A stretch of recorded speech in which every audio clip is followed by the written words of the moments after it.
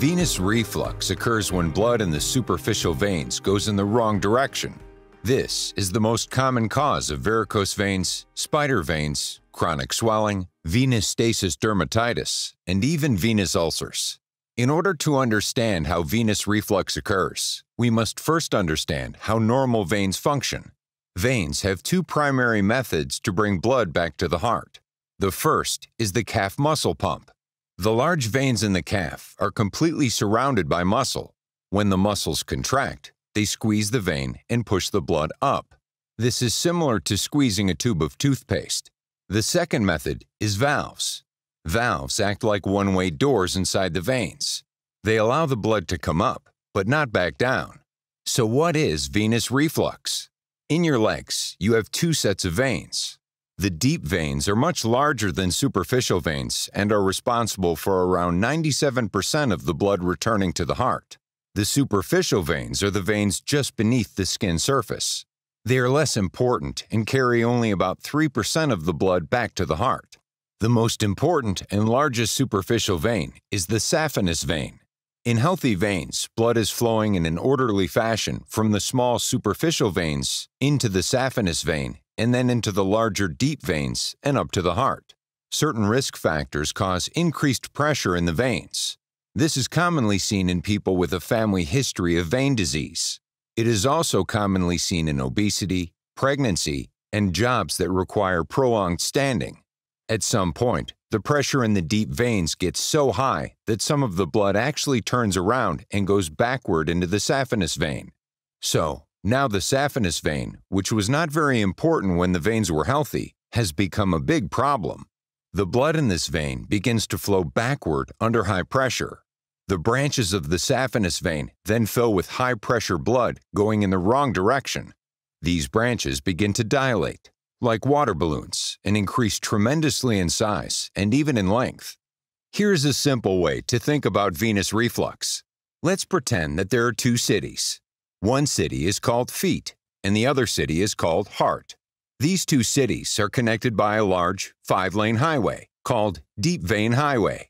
The saphenous vein side street runs parallel to the Deep Vein Highway, which connects to many smaller side streets called peripheral vein streets.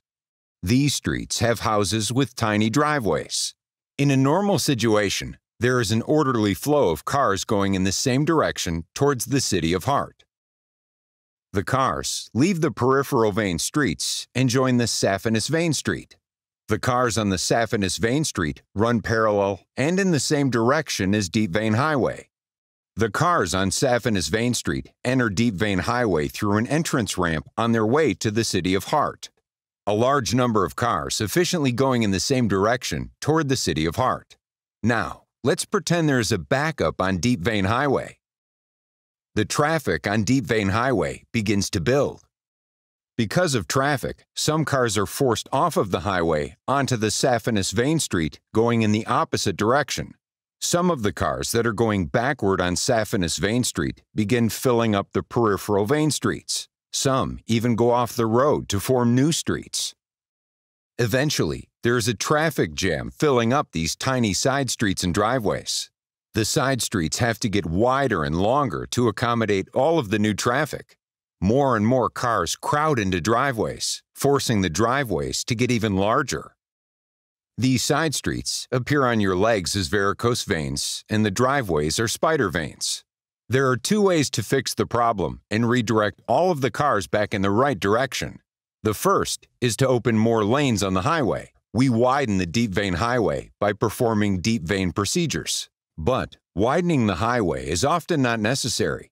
The second way would be to close saphenous street. When saphenous street is closed, all of the traffic remains on Deep Vein Highway.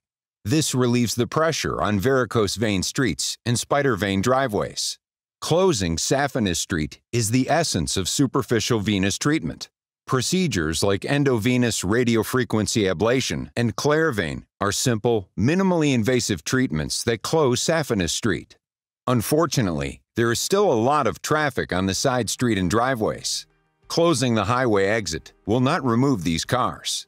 The second important part of treating superficial venous disease is the cleanup. This is why we often have to perform additional minor procedures like phlebectomy and spider vein treatments to remove the remaining cars from varicose vein streets and spider vein driveways. Thank you for taking the time to learn about venous reflux.